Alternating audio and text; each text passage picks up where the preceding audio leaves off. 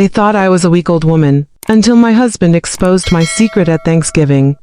I'm Eleanor Whitmore, 72 years old. And before you think this is just another family story, stay with me, because what I'm about to tell you is about silence, betrayal, and the moment a woman finally chooses herself after a lifetime of being ignored. Because I spent 49 years married to a man named Gregory Whitmore, a man the world respected and the family praised, while I slowly disappeared inside that marriage. And it didn't start with cruelty. It started with small things, the kind people excuse, like Gregory deciding finances were distressful for me, like him correcting me in front of guests with a smile that said I should be grateful, like the way my opinions were always heard last and dismissed first. And I told myself this was normal, that endurance was love, that being a good wife meant being quiet. And the first warning sign came decades ago, when my grandmother Rose Calder, a woman far stronger than anyone realized, left me something she made me swear never to talk about until the time was right. Not money, not property, but knowledge, connections,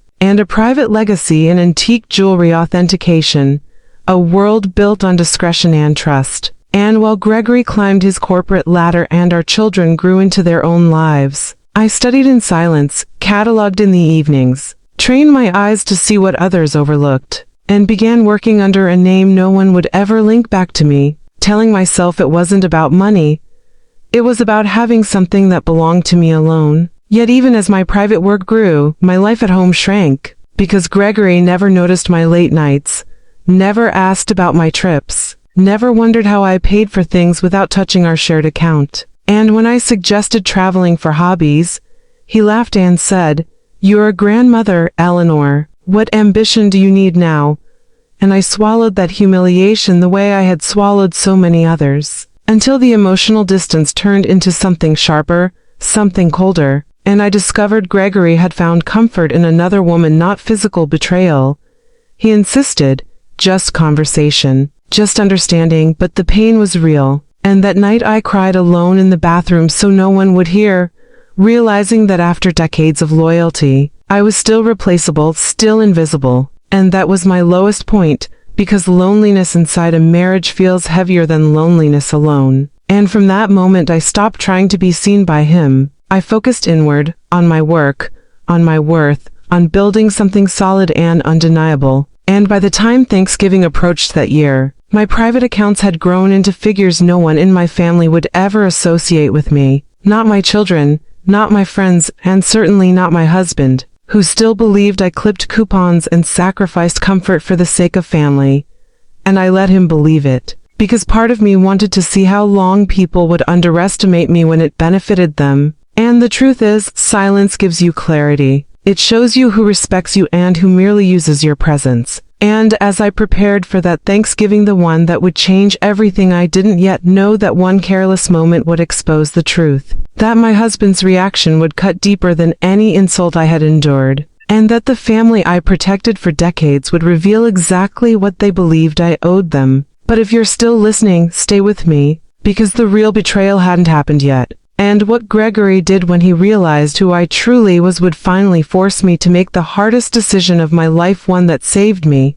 You think silence protected me, but in the next part, one moment at Thanksgiving shatters everything, and my own husband exposes me in front of the entire family, revealing not love but entitlement. Stay with me, one careless moment, and my husband destroyed me in front of everyone. Thanksgiving arrived wrapped in false warmth and forced smiles. The kind of day where families pretend love is abundant while resentment quietly waits under the table. And I remember standing in my kitchen watching Gregory straighten his tie in the hallway mirror, correcting me for buying the wrong brand of cranberry sauce, as if that small mistake somehow summarized my worth. And I told myself, just one more day, Eleanor. Just get through today, because I had already decided this would be the last holiday I endured as the silent wife. Though I didn't yet know how brutally that promise would be fulfilled. And when our children and relatives began filling the house, laughter echoing too loudly, I slipped into my old role without effort, serving food, absorbing dismissive comments, smiling when Gregory joked about my simple little hobbies, while my laptop rested upstairs in the guest room, open only because I had stepped away to monitor a confidential overseas transaction that could not wait. Never imagining that this single, ordinary decision would become the spark that burned my entire marriage to the ground. Because while I was distracted helping in the kitchen, Gregory went upstairs looking for a charger, something so trivial it hardly registered, until I heard his voice sharp, confused, rising in volume calling my name. And when I reached the doorway, I saw him standing frozen in front of my screen, his face shifting from annoyance to suspicion to something far uglier, as rows of figures, contracts, and balances reflected in his eyes. And before I could explain, before I could even close the laptop, he laughed a loud, mocking sound and said, "Is this some kind of fantasy game you play?" And then, instead of speaking to me privately like a husband should, he picked up the laptop and carried it downstairs, straight into the dining room, where 20 pairs of eyes turned toward us, forks mid-air, conversations dying instantly. And with a grin that still makes my stomach turn, Gregory announced, "Everyone, you won't believe what Eleanor's been pretending to do in her spare time," flipping the screen around as if exposing a joke. And that was the moment silence swallowed the room, because there on the screen were numbers too large to misunderstand. Names of cities, contracts labeled pending, verified, paid, and I watched realization crawl across faces that had never truly seen me before. My daughter's mouth falling open, my son blinking as if the air had thickened, and Gregory's smile faltering as the joke refused to land, his voice lowering as he whispered, "Eleanor, what is this?" And for a brief second a fragile, foolish part of me hoped he would feel pride, shock mixed with admiration, that he would turn to me and say, "I never knew." But instead his face hardened, his jaw tightening as he scrolled further, and then came the words that broke something inside me forever, spoken not in awe but accusation. "You had all this, and you let us live like this," as if my success were a crime, as if my silence had robbed him. And suddenly questions erupted: how long, how much? Why didn't you tell us? Voices overlapping, confusion morphing into entitlement, and Gregory stepped forward, lowering his voice as though speaking to a misbehaving child, saying, "Do you have any idea how embarrassing this is for me? Not are you okay, not how did you do this, but embarrassment." And that's when I realized this moment was never about me, it was about control, about how my independence threatened the version of me he preferred, the quiet wife who needed him. And as I stood there, my hands shaking, I felt the weight of decades lift and crash at the same time, because the truth had escaped, and there was no pulling it back. And while the room buzzed with whispers and stunned stares, Gregory leaned in close and hissed, "We'll discuss how you're fixing this after dinner," as if my life's work were a mess I needed to clean up for his comfort. And in that instant, surrounded by family yet completely alone, I understood something with painful clarity. The betrayal wasn't the exposure. It was the assumption that everything I built belonged to him the moment it was revealed. And if you're still listening, stay with me, because in the next part I'll tell you what happened when the questions turned into demands, when love turned into expectation, and when I reached the lowest point of my life before finally choosing myself. You think the exposure was the worst part? No, what came next was colder, crueler, and unforgettable, because when my husband realized what my success meant,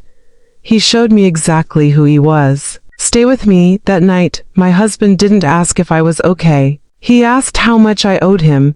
The room never fully recovered from the shock. It just shifted into something tense and uncomfortable, like everyone was pretending to chew while silently calculating what my secret meant for them.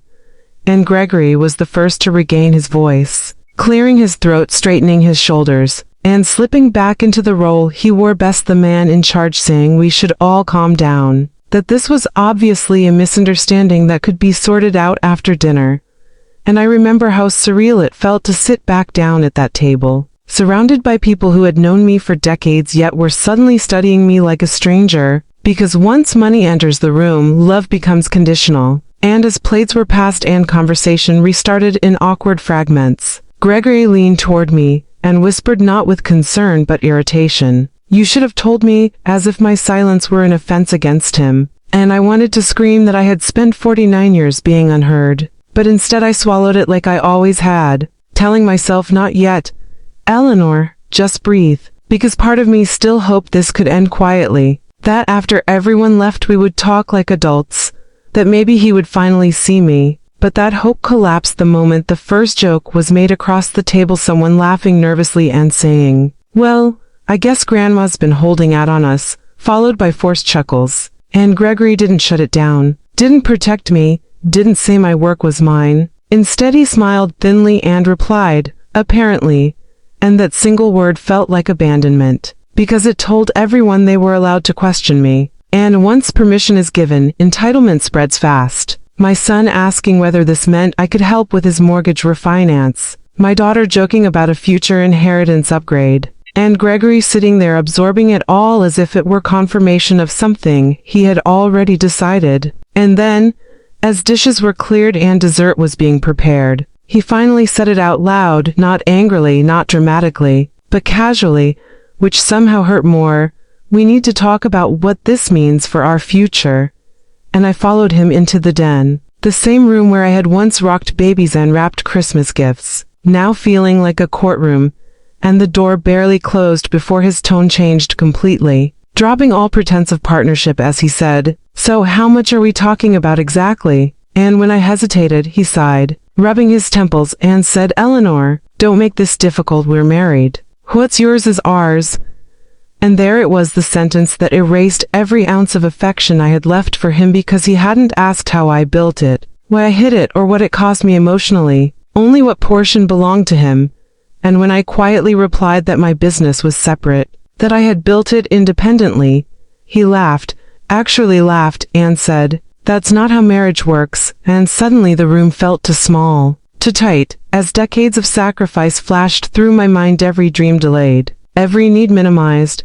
Every moment I chose peace over truth, and I finally found my voice, telling him that marriage also wasn't supposed to mean erasure, that partnership required respect. And for a split second he looked startled, as if the furniture had spoken back. Then his expression hardened, and he said words I will never forget, "If you don't handle this properly, you're going to tear this family apart." And that accusation cut deeper than any insult, because once again I was being blamed for the consequences of someone else's entitlement. And I walked out of that room feeling smaller than I had in years, retreating to the bathroom, locking the door, and staring at my reflection, seeing not a wealthy woman, not a successful one, but a tired grandmother who had spent her life shrinking to make others comfortable.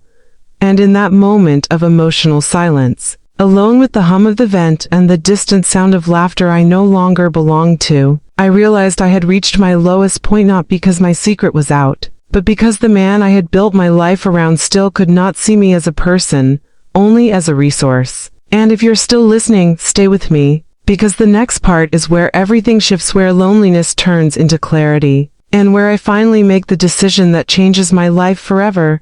You think this is where I broke? No, this is where I woke up. In the next part, I'll tell you what happened after that conversation, when silence turned into resolve, and I chose something I had never chosen before. Myself. That was the moment I realized I was never his wife, only his asset. That night, after the house finally emptied and the echoes of forced laughter faded into silence, I lay awake beside Gregory, staring at the ceiling, listening to the steady rhythm of his breathing, and feeling a loneliness so sharp it was almost physical. Because it's one thing to feel unseen by the world, but it's devastating to realize the person you shared your life with never truly knew you at all. And sometime after midnight he rolled toward me, not with softness, not with remorse, but with calculation, whispering that we needed to be practical, that people would talk, that the family would expect adjustments, and that phrase adjustments confirmed what my heart already understood, that this marriage was now a negotiation, not a bond. And in the days that followed, the shift became impossible to ignore. Gregory watching me with new eyes, no longer dismissive but appraising, asking questions about numbers, structures, safeguards, as if I were a portfolio instead of his wife. And each question stripped away another layer of illusion I had clung to for decades. Because not once did he ask if I had been lonely, not once did he acknowledge the pain of being overlooked.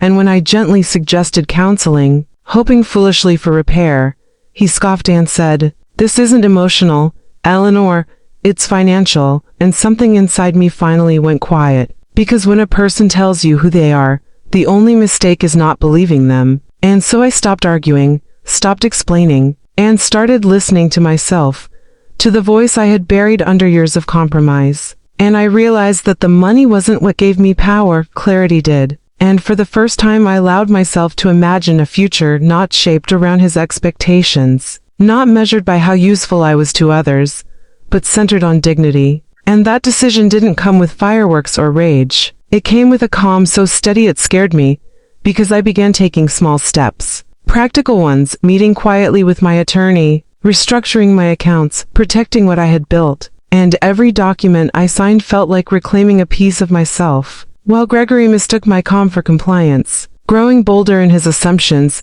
mentioning renovations, travel, joint investments, speaking as though my life's work had already been absorbed into his plans, and I let him talk. Because sometimes the most powerful thing you can do is let someone reveal how little they respect you. And the turning point came one afternoon when he casually suggested I sell part of my company to simplify things, and I looked at him, really looked, and realized that the man in front of me would never celebrate my independence, only tolerate it when it benefited him. And that was the moment I chose myself, not loudly, not dramatically, but completely. And I told him, quietly, that my business was not for sale, that my finances were separate, and that I would be moving forward on my own terms. And the look on his face was not heartbreak. It was outrage, because he wasn't losing a partner. He was losing access. And in that instant I understood that self-respect isn't about proving anything to anyone. It's about refusing to be diminished any longer. And if you're still with me, stay. Because the final part is where everything comes to a head, where I walk away, where the consequences unfold, and where I finally speak directly to anyone who has ever been made to feel small in the name of family. You think choosing myself ended the story? No, that choice triggered the final confrontation, and my quiet exit became the loudest statement of my life. Stay with me. Leaving him didn't break me. Staying almost did. I didn't leave with shouting or slammed doors. I left with clarity. And that kind of clarity is terrifying to people who benefit from your silence. Because the morning I finally chose myself, I woke before dawn, packed only what I truly cared about, and stood for a long moment in the kitchen where I had spent decades serving everyone but myself, realizing how quietly a woman can disappear inside a life that never truly belonged to her. And when Gregory came downstairs and saw the suitcase, his first reaction wasn't sadness or fear, it was annoyance. As if I had disrupted his routine rather than ended a marriage. And I remember how calmly I spoke, telling him I was leaving not out of anger but because I could no longer live in a place where my value was measured only by what I provided. And he laughed again, that same dismissive laugh I had heard for years, telling me I'd come back once I calmed down, because men like him believe endurance is weakness, not realizing it's strength that finally runs out. And when I placed the legal documents on the table, quiet proof that my life was no longer open for negotiation, his face changed, not with heartbreak but panic, because control slipping away feels like betrayal to those who never earned it. And the days that followed were a blur of messages, calls, and guilt wrapped in concern. Family members reminding me of my age, my role, my responsibilities, as if dignity has an expiration date for women, not one of them asking how it felt to finally breathe. And I moved into a small, peaceful home of my own, nothing grand, just space where no one corrected my choices or minimized my achievements. And for the first time in years I slept without tension in my chest, without wondering who I needed to be the next morning. And Gregory cycled through every tactic: anger, charm, fear, promises telling me I was throwing away a lifetime, warning me I would be alone.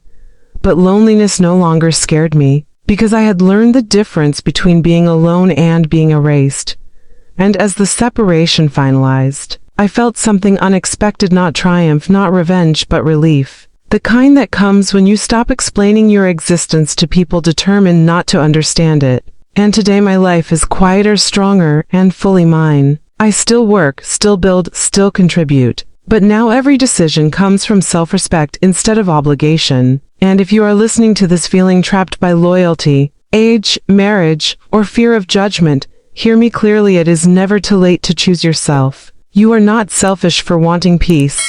And walking away from what diminishes you is not the end of your story. It is the moment it finally becomes yours. And if my truth gave you strength, stay connected. Because stories like this aren't just meant to be heard, they're meant to set someone free.